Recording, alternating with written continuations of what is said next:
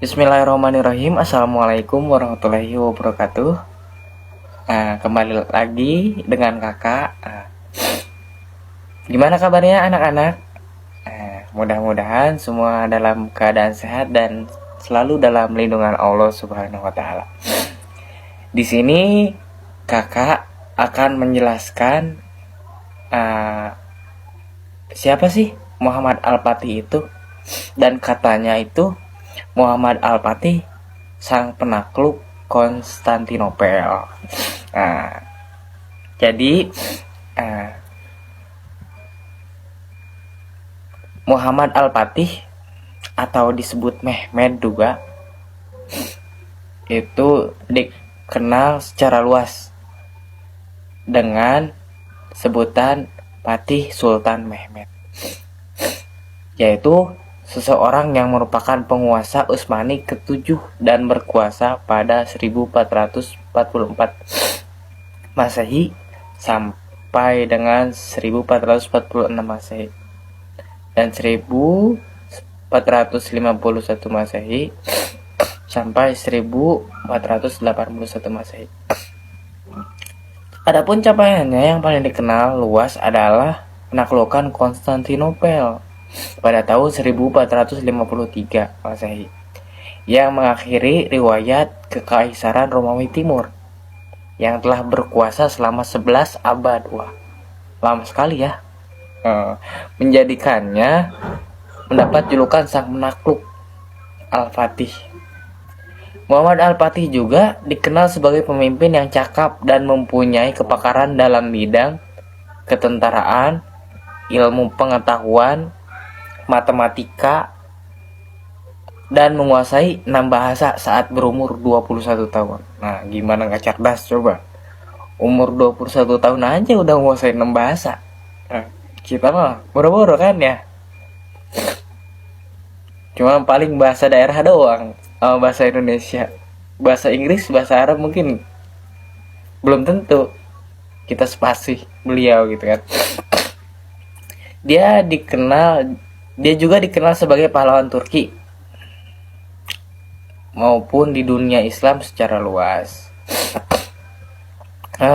Dalam sejarah Islam juga Muhammad Al-Fatih dikenal sebagai salah seorang pemimpin yang hebat, sebagaimana Sultan Salahuddin Al-Ayyubi. Salahuddin Al-Ayyubi itu pahlawan Islam dalam perang salib, dan Sultan Saifuddin Mahmud Al-Qutuz itu juga pahlawan Islam dalam peperangan di Ain Al-Jalut yang melawan tentara Mongol. Di pemerintahan, Mehmed atau Muhammad Al-Fatih lebih memilih para pejabat tinggi dari latar belakang Depsirme daripada mereka yang berasal dari keluarga bangsawan yang menjadikan kendali di negara benar-benar terpusat pada sultan. Jadi Muhammad Al-Fatih itu lebih memilih orang yang sederhana, ibaratkan dari kalangan biasa lah ya, untuk menjadi masuk ke dalam pemerintahan pada saat beliau menjabat sebagai raja gitu, pemimpin. Nah, gitu. Ketimbang yang keturunannya dari bangsawan. Muhammad Al-Fatih lahir pada 30 Maret. Di sini kakak akan membacakan biografinya ya. Tadi lahir tanggal berapa? 30 Maret 1432 di Edirne, ibu kota Utsmaniyah kala itu. Dia merupakan anak dari Sultan Murad II dan Humah Hatun.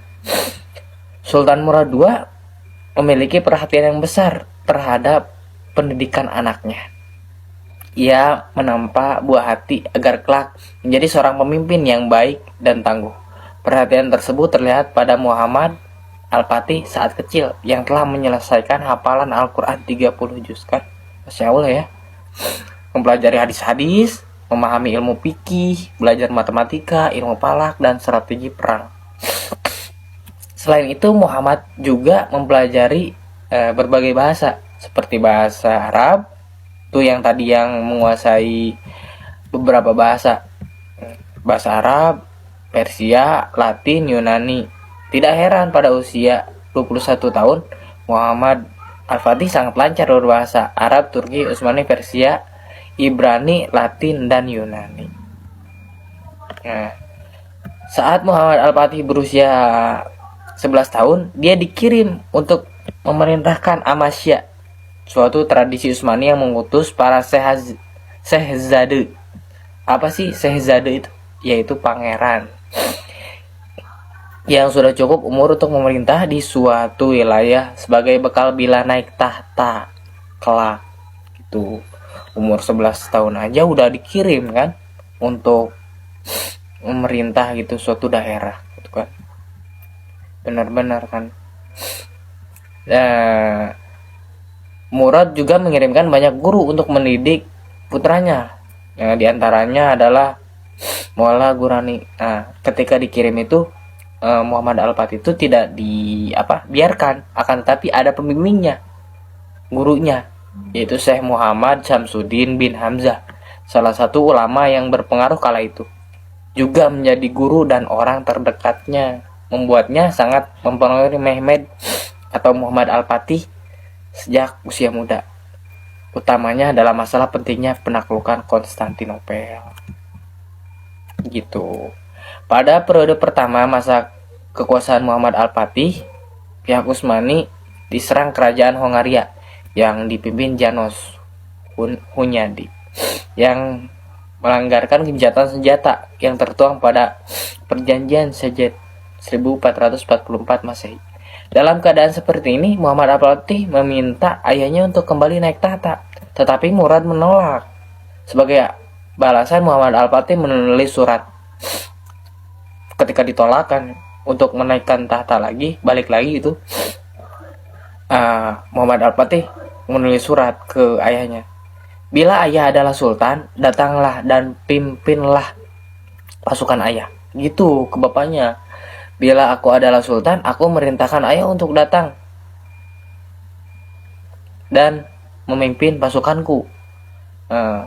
Murad kemudian datang dan memimpin pasukan. Setelah terkirim suratnya itu, kemudian datang gak lama Murad, ayahnya itu, dan pasukannya untuk mengalahkan pasukan gabungan Hongaria, Polandia, dan Wallachia yang dipimpin oleh Wladislaw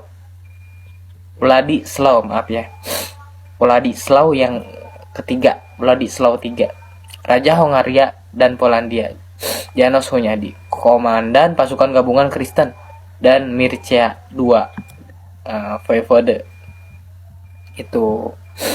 Terus adapun pencapaiannya itu menjadi penguasa Utsmani, Sultan Muhammad II diangkat menjadi Khalifah Utsmaniyah pada tanggal 5 Muharram 855 Hijriah, bersamaan dengan bertepatan dengan tanggal 7 Februari 1451 Masehi.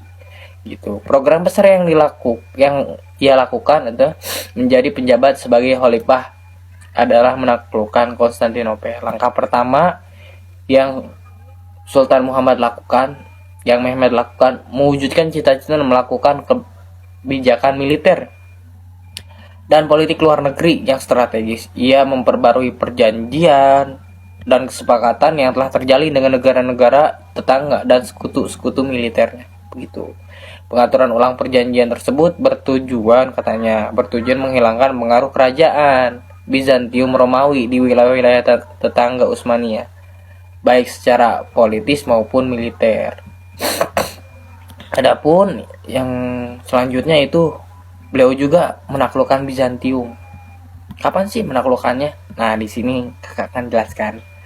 Sultan Muhammad II atau Muhammad Al-Fatih menyiapkan lebih 4 juta prajurit yang mengepung Konstantinopel di darat.